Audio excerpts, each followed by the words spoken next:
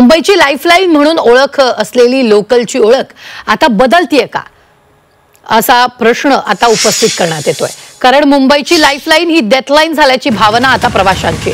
कारण आज मुंब्र्याजवळ 2 लोकलचे प्रवासी एकमेकांना आदळल्यानं त्यांचा दुर्दैवी मृत्यू झालाय.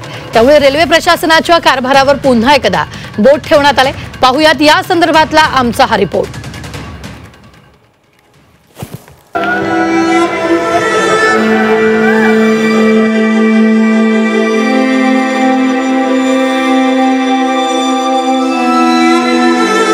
पुन्हा एकदा लोकल दुर्घटनेने संपूर्ण महाराष्ट्र हादरून गेला. ठाण्याच्या मुंब्रा लोकल स्टेशन जवळ हृदयद्रावक घटना घडली. लोकल मधून पडून 4 प्रवाशांचा मृत्यू झाला तर 9 प्रवासी जखमी झाले. दोन्ही बाजूने 2 लोकल जाताना दरवाजाजवळ उभे असलेले प्रवासी एकमेकांना आदळल्याने ही घटना घडली.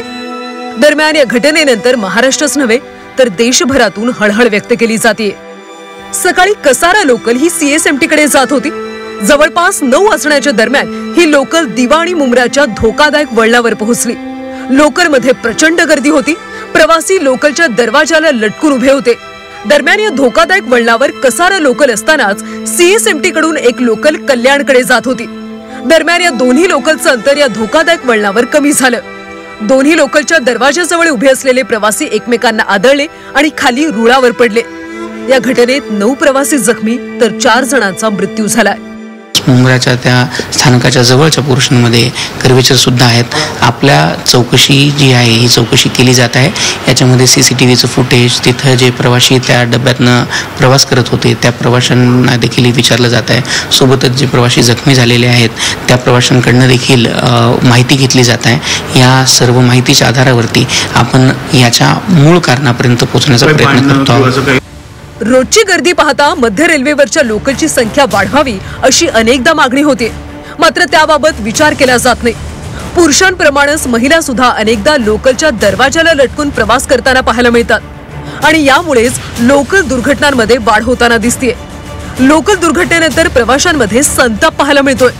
मध्य रेल्वेकडून प्रवाशांच्या सुरक्षेसाठी कोणत्याही उपाययोजना केल्या जात नाहीत असा आरोप प्रवाशांनी केलाय. काही प्रवासी आहेत जे दररोज लोकल ट्रेनने प्रवास करतात. त्यांना काय अनुभव आहे, त्यांचं काय म्हणणं आहे या विषयावरती आपण त्यांच्याशी बातचीत करूया.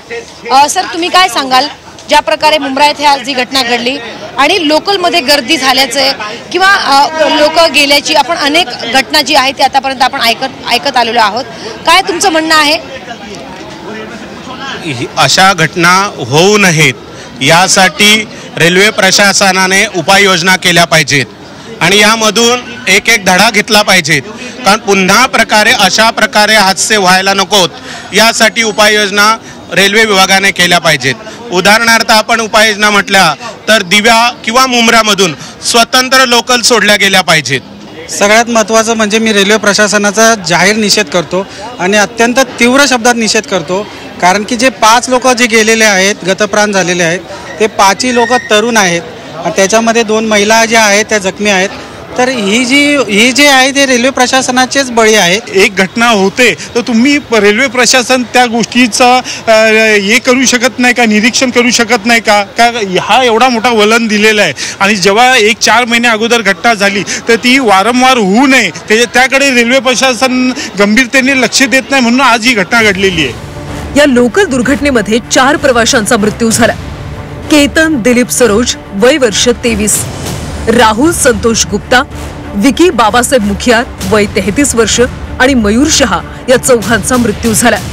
तर जखमींमध्ये 26 वर्षीय आदेश भोईर, रिहान शेख 26 वर्ष, तुषार भगत 22 वर्ष, मच्छिंद्र गोतरणे 22 वर्ष, मनीष सरोज 26 वर्ष, 21 वर्षाच्या स्नेहा कोंडे, प्रियंका भाटिया 23 वर्ष, शिवा गवळी 23 वर्ष आणि अनिल मोरे वय वर्ष 51 हे सगळे जखमी झालेत.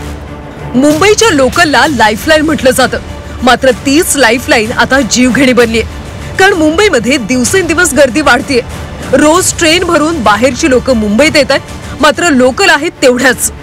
गर्दी वाढली असली तरी स्टेशन जसेच्या तसेच आहेत. लोकलमध्ये पाय ठेवायला जागा नसते. लोकांना कामावर जायचं असतं.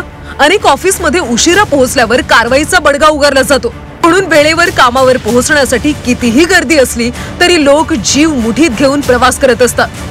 त्यामुळे प्रशासनाला सर्व परिस्थिती माहिती असून देखील दुर्लक्ष का केलं जातं, यावर प्रशासनाकडून मार्ग का काढला जात नाही, असा प्रश्न आता मुंबईकरांकडून उपस्थित केला जातोय.